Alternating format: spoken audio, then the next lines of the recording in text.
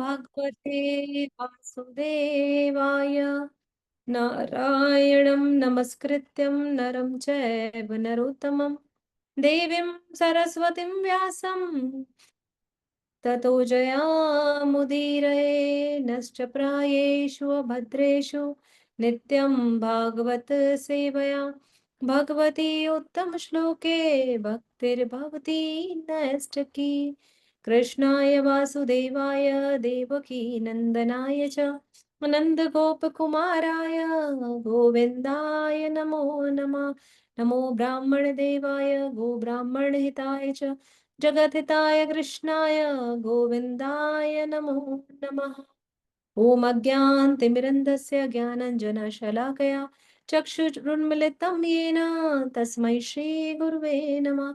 श्रीचैतन्यमनोभीष्टं स्थापितं येन भूतले स्वयं रूपं कदा मह्यं ददाति स्वपदान्तिकं। वन्देऽहं श्रीगुरु श्रीयुधपदकमलं श्रीगुरून् वैष्णवांश्च श्रीरूपं साग्रजातं सहगण रघुनाथान्वितं तं सजीवं सावद्वैतं सावधूतं परिजनसहितं कृष्ण चैतन्य देवं श्रीराधा कृष्ण पादान् सहगण ललिता श्री विशाखान्विताश्च। नमो ॐ विष्णुपादाय कृष्णपृष्ठाय भूतले श्रीमते भक्तिवेदान्त स्वामिनिति नामिने। नमस्ते सारस्वती देवै गौरवाणी प्रचारणे निर्विशेष शून्यवादी पाश्चात्य देश तारिणे। नीलाचल निवासाय नित्याय परमात्मने बलभद्र सुभद्राभ्यां जगन्नाथाय ते नमः। नमो महावदन्याय कृष्ण प्रेम प्रदायते कृष्णाय कृष्ण चैतन्य नामने गौरत्विषे नमः। पंचात्वतं कृष्णं भक्तरूपस्वरूपकं भक्तावतारं भक्ताख्यं नमामि भक्तशक्तिकम्। हे कृष्ण करुणा सिंधु दीन बंधु जगतपते गोपेश गोपिका कांत राधा कांत नमस्तुते। तप्त कांचन गौरांगी राधे वृंदावनेश्वरी वृषभानुसुते देवी प्रणमामि हरे प्रिये। जय श्री कृष्ण चैतन्य प्रभु नित्यानंद श्री अद्वैत गदाधर शिवासादि गौर भक्त वृंद। हरे कृष्णा कृष्णा कृष्णा हरे हरे हरे राम राम राम हरे हरे। वाञ्छाकल्पतरुभ्यश्च कृपा सिन्धुभ्य एव च पतितानां पावनेभ्यो वैष्णवभ्यो नमो नमः। अनंत कोटि वैष्णव वृंद की जय। जगतगुरु श्रील प्रभुपाद की जय। कृष्ण कृपा मूर्ति अभय चरणारविंद भक्ति वेदांत स्वामी प्रभुपाद की जय। परम पूज्य गुरुदेव भक्ति सिद्धार्थ स्वामी महाराज की जय। निताय निताय गौर प्रेमानंदे हरि हरि बोल। सभी वैष्णव जनों के चरणों में मेरा कोटि कोटि प्रणाम है। आशा है आप सभी सकुशल होंगे। श्री रामेश्वरम धाम से वापसी के बाद दक्षिण भारत की असीम कृपा आशीर्वाद, गुरुजनों की कृपा आशीर्वाद, जहाँ पर हमें जुहू टेम्पल्स के भी सीनियर्स डिवोटीज का संग मिला। परम पूज्य भक्ति विकास स्वामी महाराज जी के शिष्यों के हाथों से बनाए हुए प्रसाद का रस अवसादन हम सभी भक्तों ने किया। गुरु महाराज का संग मिला और सभी सीनियर भक्तों ने मिलकर के बड़ी सुंदर भक्तों की यात्रा संपन्न कराई। आशा करते हैं कि आप सब पर ये कृपा बनी हो। भगवान श्री रामेश्वर आप सभी के जीवन में आध्यात्मिक प्रगति लेकर के आए। कक्षा है हमारी वैष्णव सदाचार, जिसमें हम सभी ने माता जी आप कल आए। हरे कृष्ण माता जी आप कल आए हैं आप लोग? जी कल शाम के मैया अच्छा। हम कर रहे थे वही नाम अपराध, जिसमें हमने अभी तक शिष्टाचार यानी वैष्णव सदाचार जो हमारे जीवन का अभिन्न अंग है, जो हम जन्म से या जन्म के पहले के कर्मों से अपने भीतर लेकर के आते हैं, लेकिन परिलक्षित हमारे परिवार के संग के द्वारा होता है। और ये परिलक्षण और अधिक प्रभावशाली कब हो जाता है? जब वैष्णवों का हमें संग मिलता है, जब हम उनके सानिध्य में रहना शुरू करते हैं, तब हमें पता चलता है कि हमारे जीवन में कौन कौन से बदलाव लाने की जरूरत है, किसे अपनाने की जरूरत है और किस अवांछनीय तत्वों को छोड़ने की जरूरत है। तो इन्हीं के साथ हम सभी ने नामापराध के इस भाग को आगे बढ़ाया है, जिसमें हम सभी ने कहाँ तक किया था? भगवान के नाम के बल पर अपराध करना और हरे कृष्ण मंत्र के जप को वेदों में वर्णित किसी शुभ सकाम कर्म या कर्म कांड के समान समझना। 8वें तक हो गया था। आज 9, 10 और 11 हम करेंगे। 9वां है अश्रद्धालु व्यक्ति को कृष्ण नाम की महिमा का प्रचार करना। ये सवाल हम सबके सामने हर बार आता है, प्रतिदिन आता है, बार-बार आता है। और होता भी ये इसलिए है, अश्रद्धालु व्यक्ति क्यों को नाम की महिमा का हम प्रचार करने के लिए मजबूर हो जाता है। जैसे हम थोड़ा-सा भक्ति में प्रोग्रेस करते हैं ना, तो हमें लगता है कि हमें सब कुछ आने लग गया है। हम थोड़ा भी शास्त्रों का अध्ययन कर लिए तो हमें लगता है हमें सब कुछ पता है। हम किसी को भी बता सकते हैं, हम कुछ भी कर सकते हैं। लेकिन ऐसा एक वैष्णव को ऐसा करना निंदनीय है, ऐसा बिल्कुल भी नहीं करना चाहिए। हम ये कहें वैष्णव को क्या किसी को भी नहीं करना चाहिए। आपके ज्ञान का बखान आपको कहीं करने की ज़रूरत नहीं है। आप कौन है इसके बारे में या तो सीनियर्स बताएँगे या आपके प्रियजन बताएँगे। अब यहाँ पर है कि किसको सुनाएँ फिर नाम की महिमा? आप जिनकी अथॉरिटी है उनको, यदि वे गलती कर रहे हैं तो, यानी यही है राइट चॉइस भक्तों। आपको ये देखना है कि आपकी राइट चॉइस जो बने हुए हैं या आप जिनकी राइट चॉइस है, यदि वो गलती कर रहे हैं, तो आप बताएँगे, अन्यथा आप किसी को ज्ञान नहीं देंगे। दूसरा, सार्वजनिक तौर पर किसी भी भक्त को आप हरि नाम से संबंधित या शास्त्र से संबंधित ज्ञान का विश्लेषण नहीं करेंगे। ये इसलिए नहीं करेंगे क्योंकि ये करना हमारे लिए किसी भी वैष्णव के लिए सही नहीं है। प्रभुपाद कहते थे कि हमें वहीं पर बोलना चाहिए जहां बोलने की आवश्यकता हो। इसलिए कहते हैं ना, अति अधिक ना बोलना और अति भली न धूप, अति अधिक ना चुप रहना, तो अति भली ना क्या कहना चाहिए, बरसात। तो किसी भी चीज की अति हमारे लिए हमेशा नुकसानदायक है। ज्यादा बोलना, ज्यादा चुप रहना, ज्यादा धूप, ज्यादा पानी, सब नुकसानदायक है। आप अथॉरिटी है तो आप बोलेंगे, किसी ने आपसे प्रश्न किया है तो आप बोलेंगे, सार्वजनिक तौर पर आप भक्तों को ज्ञान नहीं देंगे। चौथा है, यदि किसी ने आपसे सलाह मांगी है तो आप देंगे, अन्यथा गलती करने पर भी आप शांत रहेंगे। किसी की भक्त की भी गलती करने पर आप शांत रहेंगे। जो नए भक्त मंदिर में प्रवेश कर रहे हैं, आप उनको किसी भी प्रकार से जुड़ी हुई हरि नाम की महिमा का बखान नहीं करेंगे। आप माला करिए, माला करने से ऐसा होगा। आप माला को गलत घुमा रहे हैं, सीधा घुमा रहे हैं। अरे भाई, उन्होंने आपसे पूछकर माला नहीं पकड़ी है। उनको माला जिन्होंने पकड़ाई है, वो उन्हें करेक्ट करेंगे। इसलिए आप हरि नाम का जबरदस्ती का ज्ञान नहीं दे सकते। ठीक है? जिनको श्रद्धा नहीं है, जिनको भगवान पर विश्वास नहीं है, जो मायावादी हैं, जो निर्विशेषवादी हैं, आप उनको भी ज्ञान नहीं देंगे। जो देवी को मानने वाले हैं या जो गणपत्य हैं, जो ऐसे भक्त हैं जिनको लगता है कि हमारे लिए माता दुर्गा ही बड़ी है, जिनको ऐसा लगता है कि भगवान शिव है हमारे लिए सर्वोत्तम है, तो हमें क्या करना चाहिए?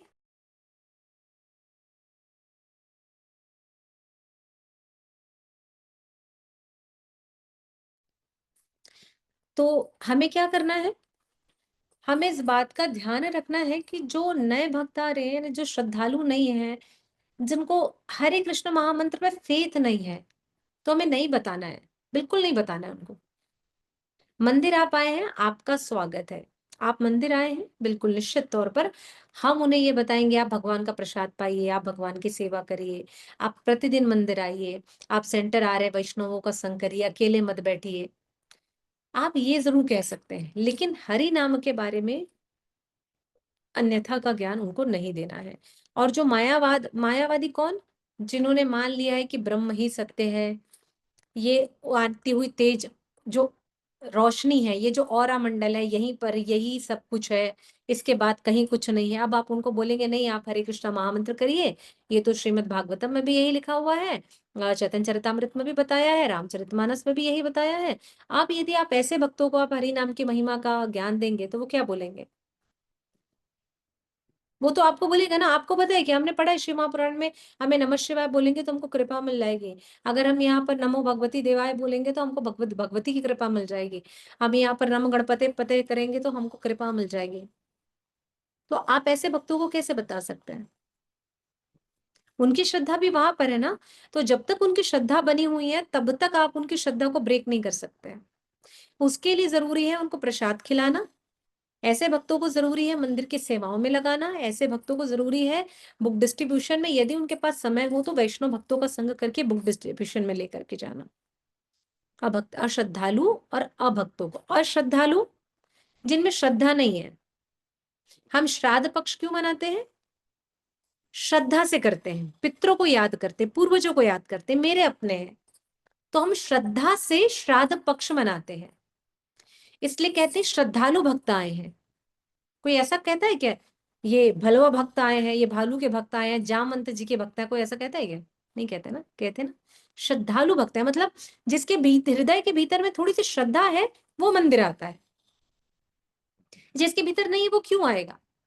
लेकिन कुछ भक्त श्रद्धालु नहीं होते, अश्रद्धालु होते हैं, मंदिर में ना शैतानियां करने आते हैं, नादानियां करने आते हैं, लोगों को तंग करने आते हैं, जबरदस्ती के हास परिहास करने आते हैं। तो हमें एक ध्यान रखना है कि हमें ऐसे भक्तों को रोकना टोकना ज्यादा नहीं कि ज्यादा अति मचा है, आपको अपना ज्ञान सीमित रखना है।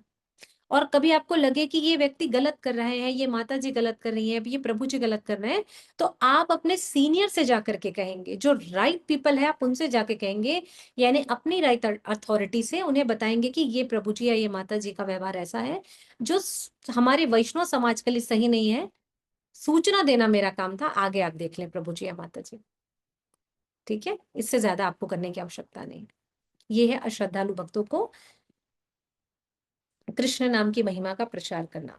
ठीक है, क्लियर है सबको अभी? 10वां, भगवान के जप में पूर्ण विश्वास न होना। भगवान नाम के जाप में पूर्ण विश्वास न होना, इसकी इतनी अगाध महिमा सुनने पर भी विषय आसक्ति बनाए रखना, ये भी अपराध है। अब हम तो रोज ही पढ़ रहे हैं, 3 दिन से नाम अपराध पढ़ रहे हैं।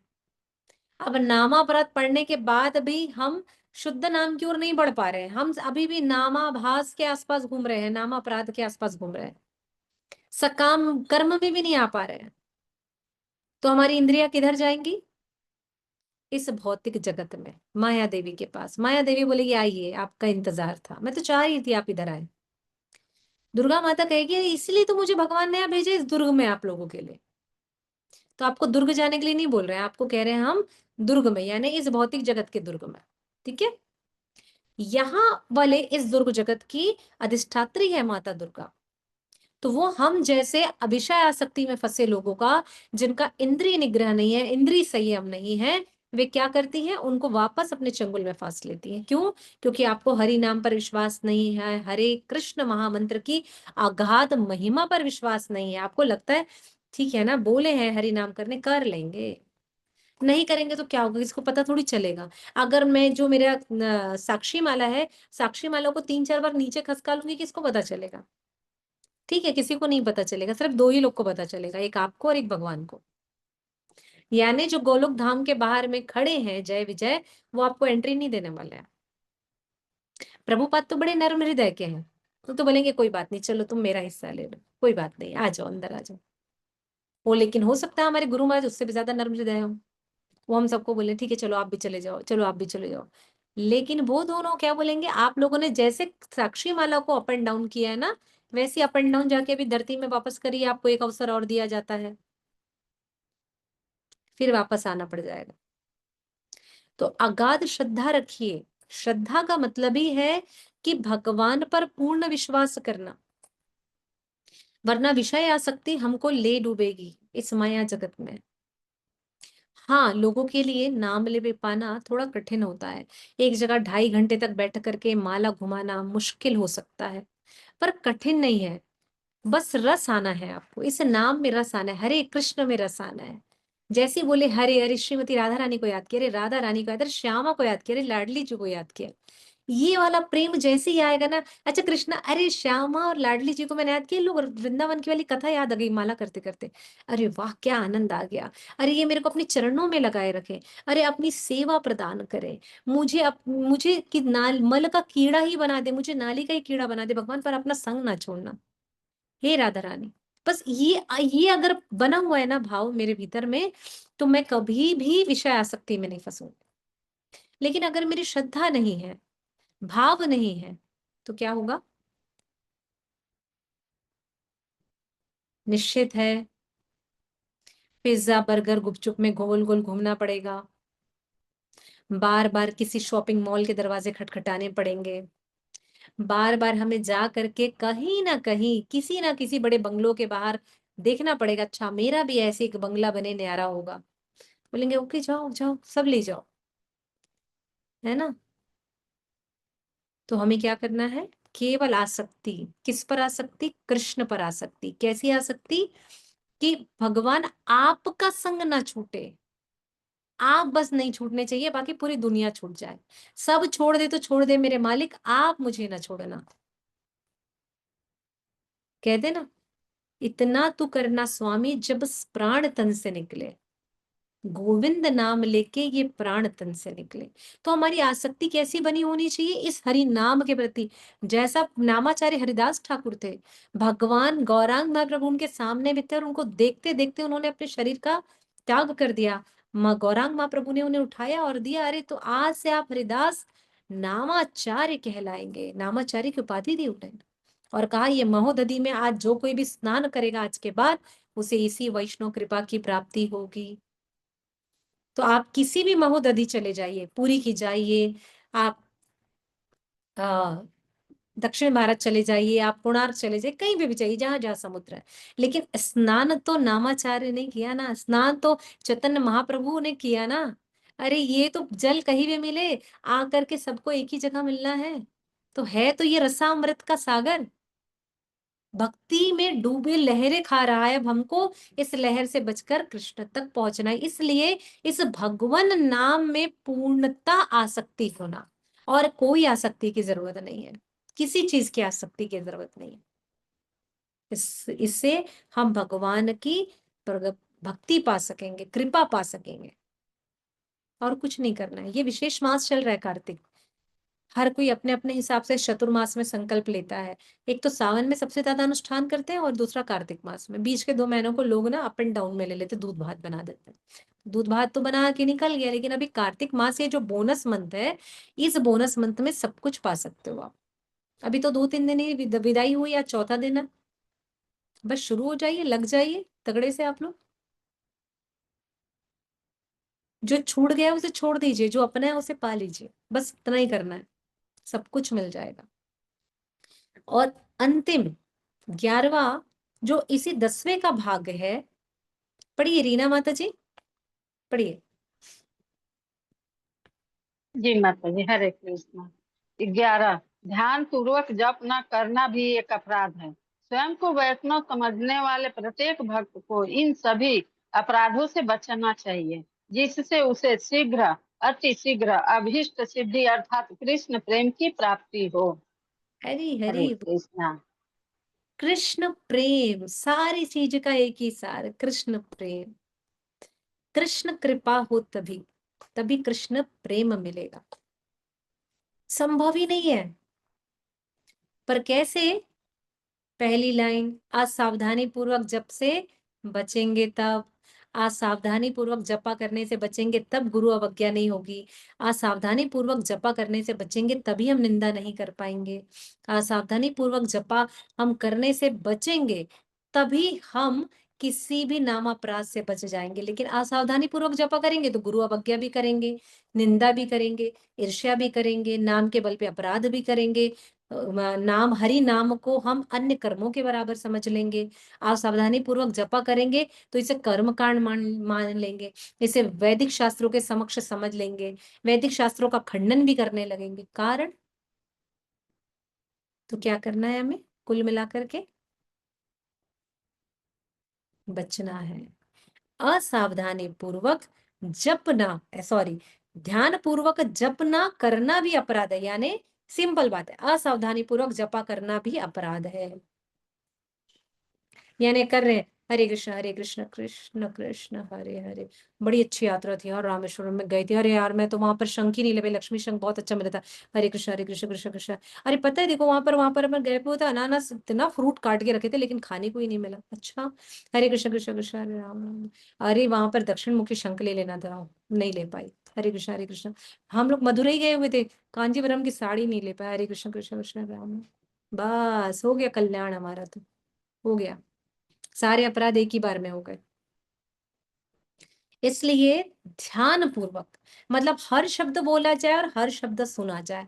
हर शब्द सुना जाए तो हर शब्द बोला जाए। जितना अच्छा श्रोता उतना अच्छा वक्ता, जितना अच्छा वक्ता उतना अच्छा श्रोता। जो उसके पास सुनने की क्षमता है, श्रवण शक्ति तीव्र है, वो अच्छा वक्ता होगा, ये निश्चित है। जिसकी श्रवण शक्ति अच्छी नहीं है वो अच्छा वक्ता नहीं हो सकता, और जो अच्छा वक्ता नहीं है वो अच्छा श्रोता नहीं हो सकता। जिसको बोलने की आदत है, अतिशय बोलने की आदत है, कौवा काव काव काव काव करता है, लेकिन कोयल समय पर कुहू मारती है, मोर समय पर ही पंख फैलाता है। ऐसा नहीं कि हर समय मोर पंख लेकर के घूम रहे हैं, नहीं। बादल आएंगे, घुमड़ घुमड़ बादल आएंगे, बारिश होगी, तभी वो पंख फैलाएगा। हमें समझना है इस भाव को। इसलिए ध्यान पूर्वक जपा, जितना अच्छा सुनेंगे उतना अच्छा बोलेंगे। अगाध श्रद्धा, हरि नाम पर अगाध श्रद्धा, कि हम नामाभास से शुद्ध प्रेम तक, शुद्ध नाम तक पहुंच सके। शुद्ध नाम तक पहुंचने के लिए नामाभास तक पहुंचना अत्यधिक आवश्यक है। और कैसे बच सकते हैं?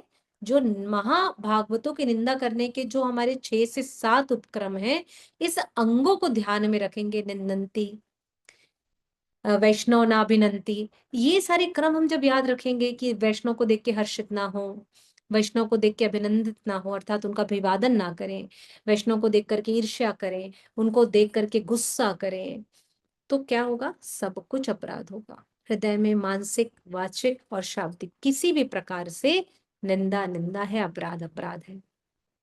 वैष्णव इसलिए कहते हैं ना, पाप से डर नहीं लगता भगवान, अपराध से डर लगता है। तो भक्तों, पाप से मत डरो। पाप का घड़ा तो भरता है फिर खाली हो जाता है। गंगा मैया में जाके डुबकी लगा लो 3 बार, हर हर गंगे हर हर गंगे हर हर गंगे। गंगा मैया बोलेगी कल्याण मस्तु, फिर आ जाना पाप करने के लिए, खाली हो गया घड़ा। लेकिन अपराध से हो गया, तो भगवान ने जब दुर्वासा मुनि को माफ नहीं किया, बोला वैष्णव के पास जाओ, तो समझ लीजिए हमने अगर अपराध किया तो हमको भी वापस इसी धराधाम में उसी वैष्णव के साथ कई कल्पों तक वास करना पड़ेगा, उसे माफ करने आना पड़ेगा और आपको माफी मांगने आना पड़ेगा। ये तय है। वो कोई भी हो, वो वैष्णव नहीं होगा तो भी उसको आना पड़ेगा। ये तो बात वैष्णव की हो रही ना। जो वैष्णव नहीं होगा, यदि उसने किसी भी भक्त के प्रति अपराध किया है, परिवार जन के प्रति अपराध किया है, इस समाज में रहने वाले लोगों के प्रति अपराध किया है, तो भी उसे आना पड़ेगा, कर्ज उतारने आना पड़ेगा। ये निश्चित है, यही कर्म का फल है। तो ये सारा वर्णन कहाँ है? पद्म पुराण के ब्रह्मखंड में। ब्रह्म खंड जो है पद्म पुराण का, वहां पर इसका वर्णन किया हुआ है। चैतन्य चरितमृत में भी इसका वर्णन किया हुआ है। साथ ही साथ आप पढ़ रहे हैं वैष्णव सदाचार, उसमें भी इसका वर्णन है। भक्ति रसामृत सिंधु में भी आचार्यों ने इसका वर्णन किया है, और हम सबके समक्ष इस नामापराध को प्रस्तुत किया है। तो हम नामापराध से बचने का प्रयास करें, और सभी भक्त इस 10 नामापराध को याद करेंगे। जिन्हें याद है अच्छी बात है, याद नहीं है उन्हें याद करेंगे। दिन में एक बार 10 नामापराध को पढ़ना ही चाहिए। सुबह नहीं पढ़ पा रहे हैं, सेवा ज्यादा है, दिन भर में ध्यान लगाइए, एक बार 10 नामापराध को याद करिए, चैतन्य महाप्रभु के चरणों में कृपा याचना करिए और उनसे क्षमा मांगिए। वैष्णवों को ध्यान करिए। वांछा कल्पतरुभ्यश्च कृपा सिंधुभ्य एव च पतितानां पावनेभ्यो वैष्णवभ्यो नमो नमः। जो वांछा कल्प, हमारी कल्पतरु की इच्छाओं को पूरा करने वाले हैं, इसने वैष्णवों के चरणों में कोटि कोटि प्रणाम करिए, क्योंकि वैष्णव ही कल्प वृक्ष के जैसी हमारी इच्छाओं को पूर्ण करने में सक्षम है। ध्यान करिए, तभी हम इस नामापराध से बच सकते हैं। किसी का कोई प्रश्न है इस नामापराध से संबंधित? Yes. हरे कृष्ण माता जी। हम्म। माता जी, इसके ठो भजन भी है ना, तुम्हारे आस्थाना पर आधे, एक भजन इस पर थोड़ा इसको सुना दीजिए ना, अच्छा लगता है। भैया मुझे ये वाला भजन तो बहुत सिर्फ प्रभु जी के मुख से सुना है, मैंने खुद तो नहीं गाया है। कल मैं सुना दूं तो चलेगा? ठीक है, ठीक है ठीक है, ठीक है। जी। किसी का इससे संबंधित कोई प्रश्न है? जी मैया, नाम, एक प्रश्न और है माता जी। नाम अपराध में तो हम लोग मतलब, अब नाम अपराध तो हो ही जाता है, ठीक है। क्योंकि हाँ, क्योंकि जब कभी माला करते रहते हैं तो कोई ऐसा आदमी आ जाता है, या कभी कोई बीच में बोल देता है, तो हो जाता है कभी कभी। लेकिन अभी कोशिश कर रही हूँ, जब से कार्तिक चला है ना और शुरू हुआ है, तब से कोशिश कर रही हूँ कि मैं सुबह 5 बजे से लेके 7 बजे तक, जब तक कोई इच्छा नहीं रहता है तब तक 10-12 माला कर लेती हूँ माता जी अभी। जय हो जय, बहुत सुंदर माता जी, बढ़िया, बहुत अच्छा है। तो इससे संबंधित कोई प्रश्न है, कुछ पूछ रही हैं आप मुझसे? ना हाँ मैया बोलिए, शुक्र माता जी। माता जी, जैसे मेरा मतलब हर साल का होता है कि मैं कार्तिक में ना फुटवियर नहीं वेयर करती हूँ मैं। बट इस बार ना एक दो ऐसी हो गई है जो फर्स्ट डे नहीं सेकेंड डे ही मुझे डालना पड़ा। इस अपराध के लिए क्या करना चाहिए? क्योंकि मेरा भी माता जी, नियम है कि मैं पूरे कार्तिक में मुझे मतलब कैरी ही नहीं करना फुटवियर। माता जी ये ना, ये आपके शरीर की तपस्या है, उस तपस्या के लिए आप संकल्पित है, ठीक है। तो मैंने ये आपने मतलब अपराध तो नहीं हुआ ना? ना ना ना, आप ये अपराध कैसे है? आपने ये थोड़ी कहा है कि आपके गुरु ने ऐसा आपको कोई संकल्प थोड़ी दिया है, नहीं नहीं नहीं नहीं दिया है ना। ये आपने अपने शरीर को वैष्णव भक्त बनाने के लिए तपस्या ली है कि मुझे ये करना चाहिए, मैं कर सकती हूँ। हाँ, क्योंकि मैं ऑफिस भी जाती हूँ, कोशिश करती हूँ कि जितना कम अवॉइड करती हूँ ऑफिस भी। बट बाई चांस मुझे कहीं जाना होता है तो फिर मुझे मैं ऐसे ही जाती हूँ। बट मुझे सेकेंड कार्तिक के सेकेंड डे पे ही कुछ ऐसे ही इमरजेंसी हो गया था जो मुझे डालना पड़ा। कोई बात नहीं मैया। तो जब कार्तिक मंथ जैसे 30 दिन के बाद जब विराम होगा ना कार्तिक, हाँ और जी। हमारा ये लगेगा अघन मास, आप एक दिन आगे बढ़ा लेना, ये 30 का 30 दिन पूरा हो गया, कोई परेशानी नहीं है इसमें। क्योंकि वही थोड़ा सा हेल्थ इशू हो गया इसीलिए मुझे डालना पड़ा। नहीं माता वो जी कोई प्रभात फेरी से ही आ रही थी गाड़ी में, जी, जैसे गाड़ी मतलब खोली ना बैठने के लिए, वहां पे मैंने ध्यान नहीं दिया, कांच गिरा हुआ था, वो कांच पैर में लग गई थी। इसकी वजह से मुझे डॉक्टर पास जाना पड़ा तो वो मुझे डालना पड़ा। कोई बात नहीं माता जी, ये आपकी शरीर की तपस्या है, ठीक है।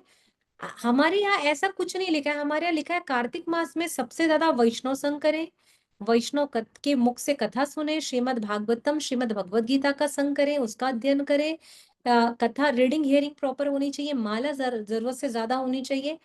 16 तो करनी है, ये कम से कम है, पर 16 से कम नहीं करनी है, ये नियम है।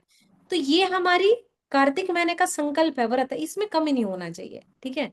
लेकिन जैसे मैंने एक समय भोजन पाने के लिए लिया, तो ये मैं शारीरिक तपस्या कर रही हूँ कि मुझे तपाना है शरीर को, यानी मैं इंद्रिय निग्रह का प्रयास कर रही हूँ। आपने जो कार्य किया है शरीर की तपस्या के लिए संकल्पित है। हाँ माता जी, जी ने बस ये संकल्प लिया है ना कि मैं एक टाइम भोजन करूंगी, शरीर की तपस्या के लिए संकल्पित है कि मैं अपने मन को बांधना चाहती हूँ, बस कोई कोई इसमें बात नहीं, मेरी कोई परेशानी नहीं।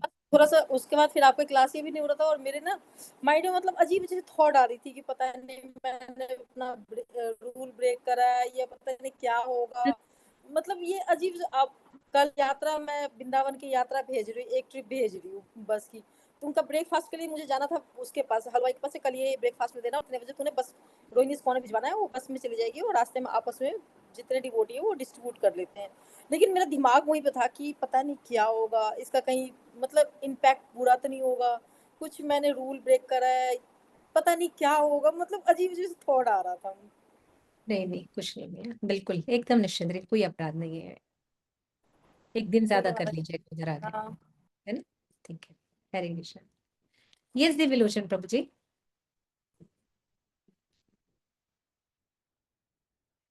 दिव्यलोचन प्रभु जी।